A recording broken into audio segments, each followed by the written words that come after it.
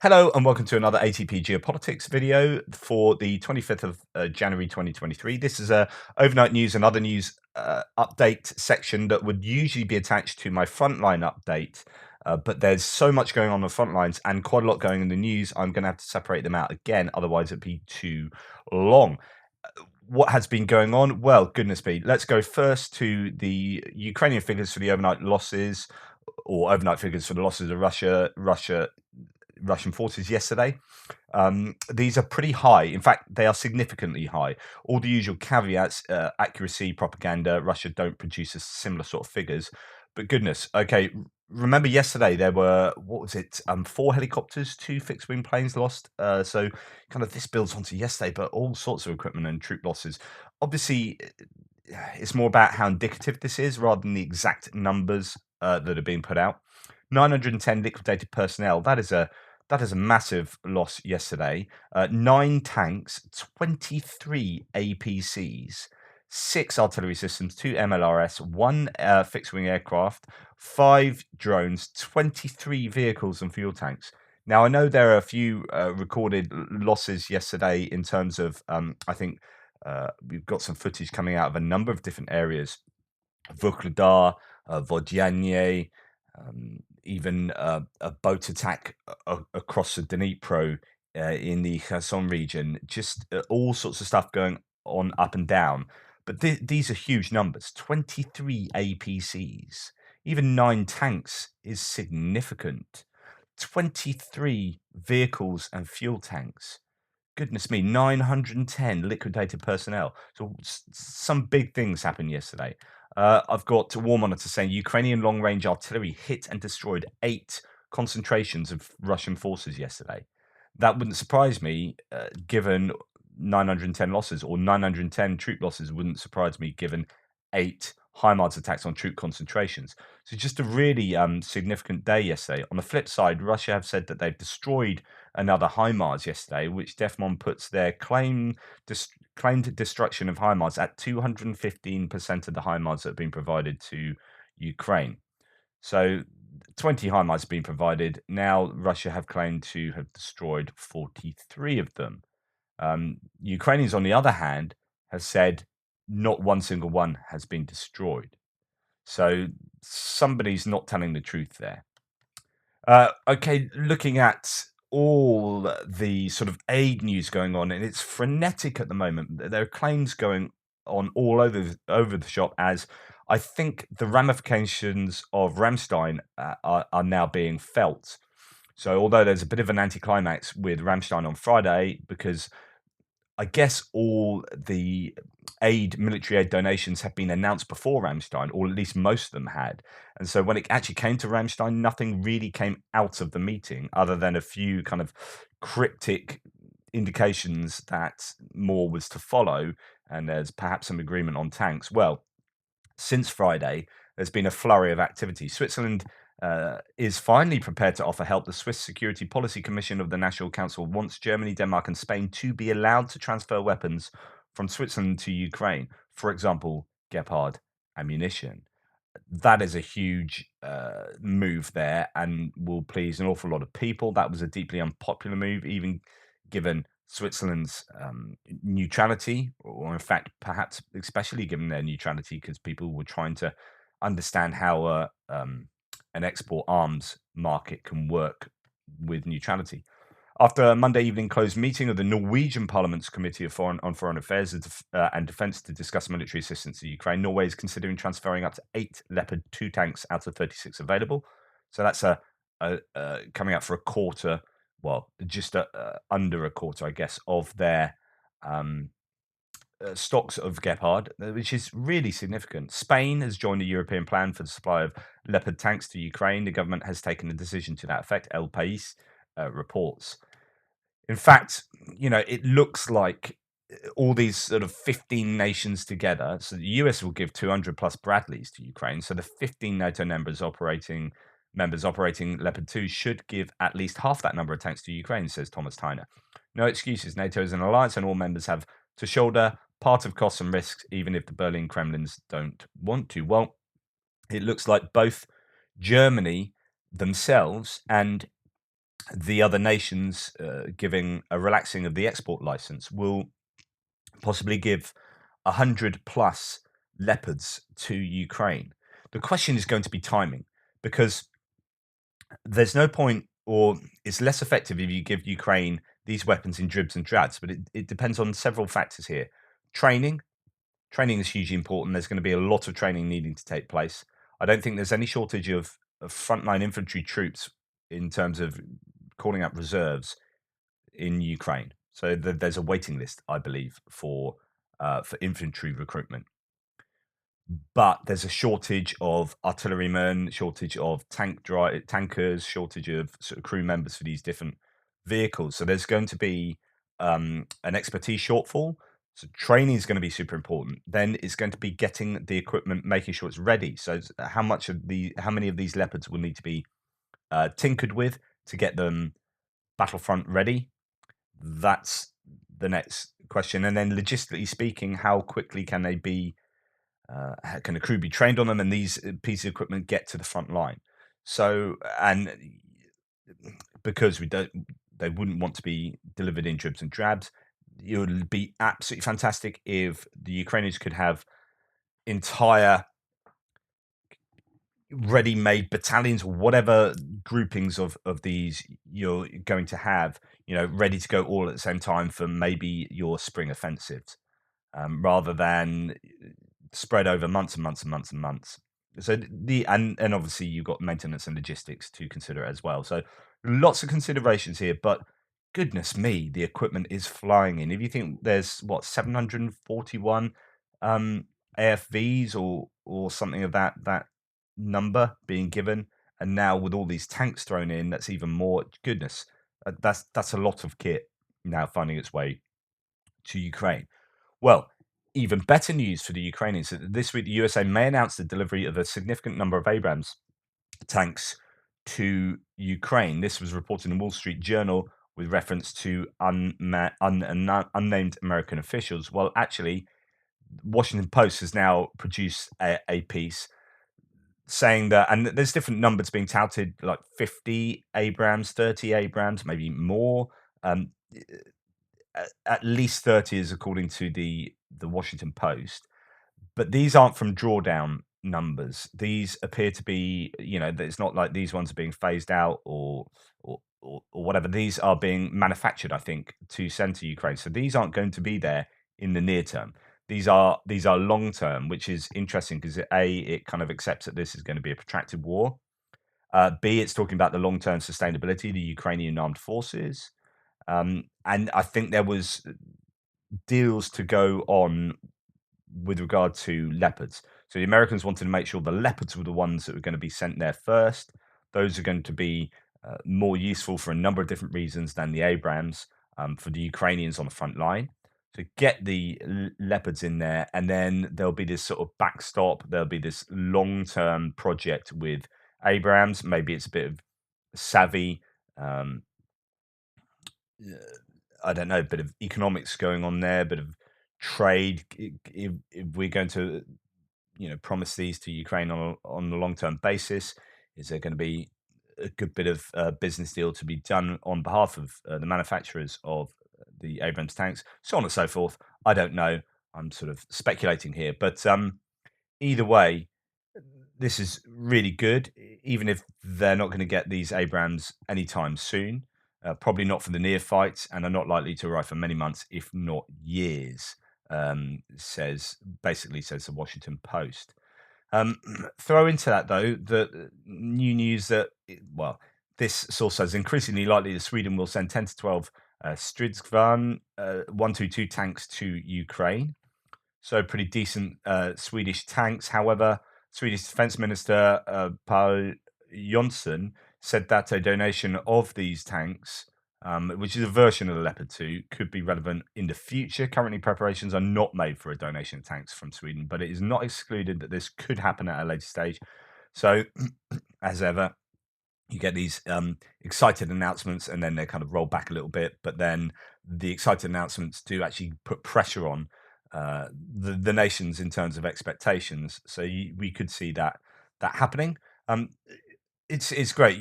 People are now really throwing a bunch of stuff at Ukraine, and that's been allowed in a sense by Russia, not explicitly saying this is escalatory. So the cracks, Challenger 2, I mean, in the Washington Post article, I believe the US was hoping the Challenger 2 would release the Leopards, but it didn't. Germany were certain that it's got to be about Abrams. So, that's why I think you're seeing Abrams being given on the back end there. But the Challenger 2 wasn't escalatory. And talk about, the French light tanks, the Bradleys, none of these were escalatory. Okay, chip away. Leopards, yeah, Russia haven't really said anything that we wouldn't expect. Abrams, okay, right, it's all on the table now. What are Russia saying? Not really a lot. Okay, that to me is like, right, we're pretty much free to give everything. Next port of call, there's a lot of talk about fixed wing aircraft, and of course there's going to be talk about longer range ordnance. So keep your eyes peeled for what's going on there.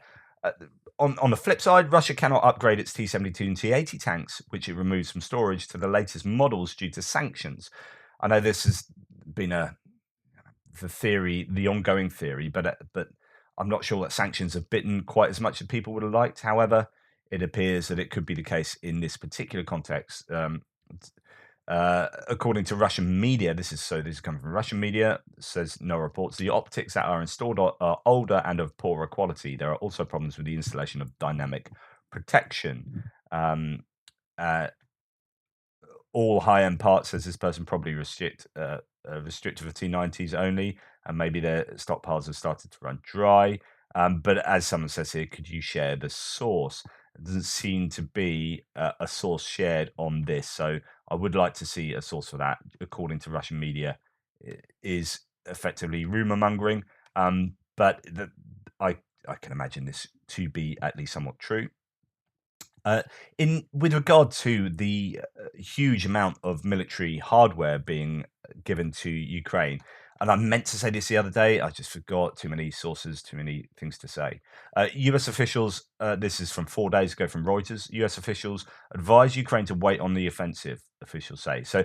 Here's the idea that senior officials are advising Ukraine to hold off on launching a major offensive against Russian forces until the latest supply of U.S. weaponry is in place and has been provided, a senior Biden administration official said on Friday. US officials believe an offensive would stand to be more successful should the Ukrainians take advantage of the training and a significant infusion of new weaponry. The belief in Washington is that Ukraine has spent considerable resources defending the city of Bakhmut, but that there is a high possibility that the Russians will eventually push the Ukrainians out of that town. The official said, in fact, it's not looking great around Bakhmut, I have to say.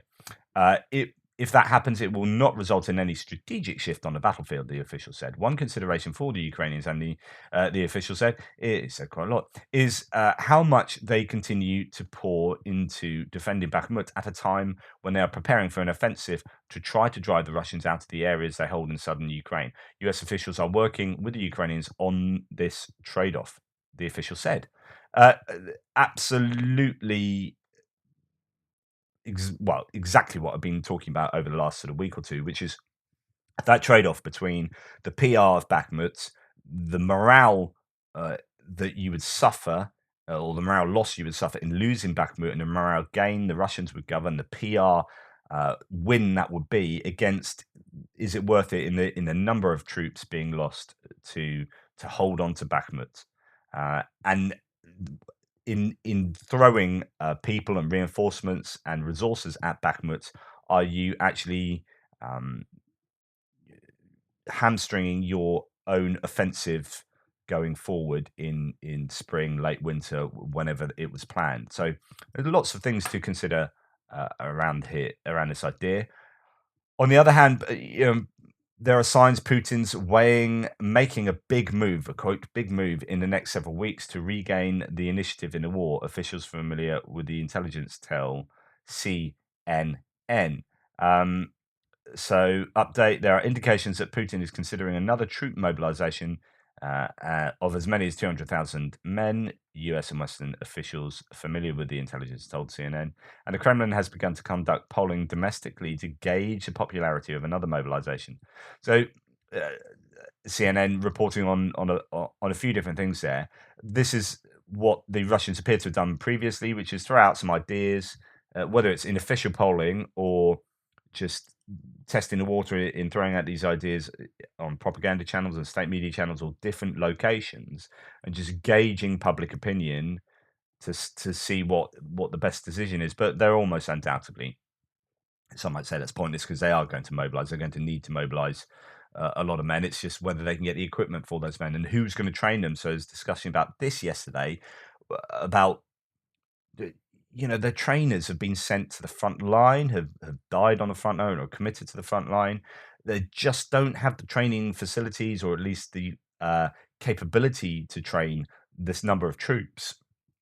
And they don't have the experience in terms of trainers, all the equipment to give to these guys. So yeah, it's one thing saying, "Hey, okay, 200,000 men, you're in the army. Where are the uniforms coming from? Where are the guns coming from? Who's going to put you through the ordeal of training?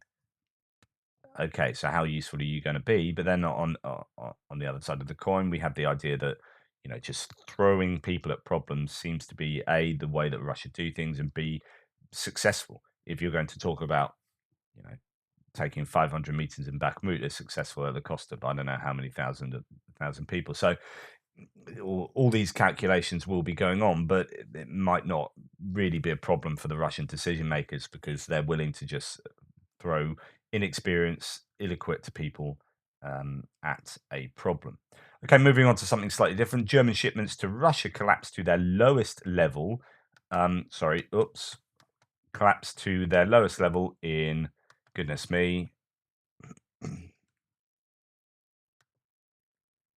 Just a top tip for people: don't get multiple sclerosis and lose your ability to feel your fingers and then touch everything on a keyboard.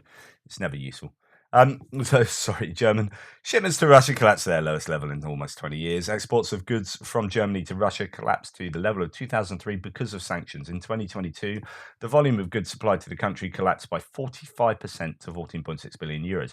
Is this a coincidence that these figures are around and about, and then Germany is starting to thaw a little bit on their approach to giving equipment to Russia?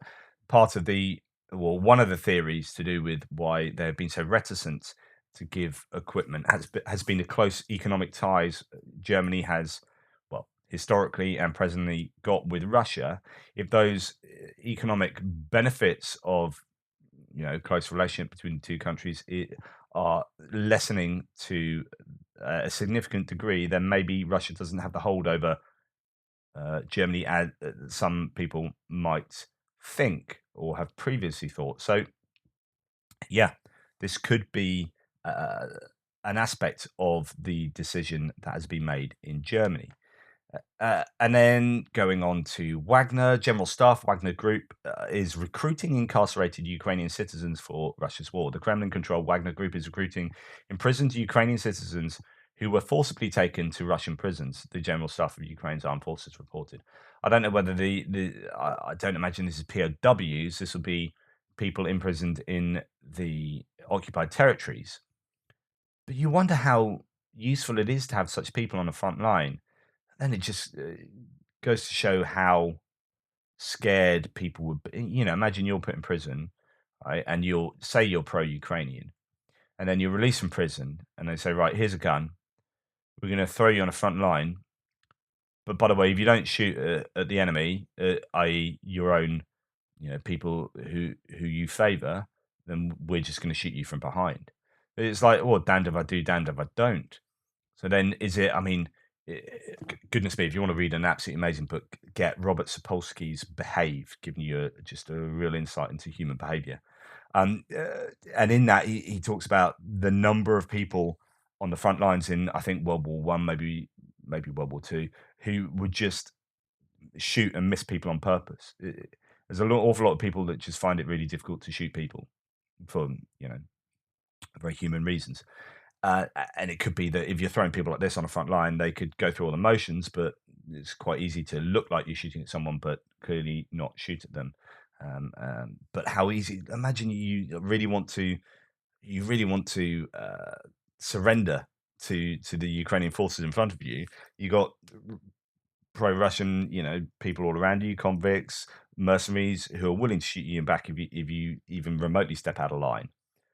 How do you go about? It must be a really difficult job to actually surrender without the Ukrainian soldiers not taking you out and shooting you. So wow, what a horribly difficult situation that would be. Anyway, uh, I don't know how useful that is, but it's probably representative of the fact that Wagner are running low on people, running low on expertise, and losing a lot of troops as well. So all of that together. Anyway, that's the frontline news. I will now give you the actual frontline update and release that in due course. Anyway, thank you for watching this. Please like, subscribe, and share. All the ways you can support the channel are in the description below and are hugely appreciated. Thank you for all of your support.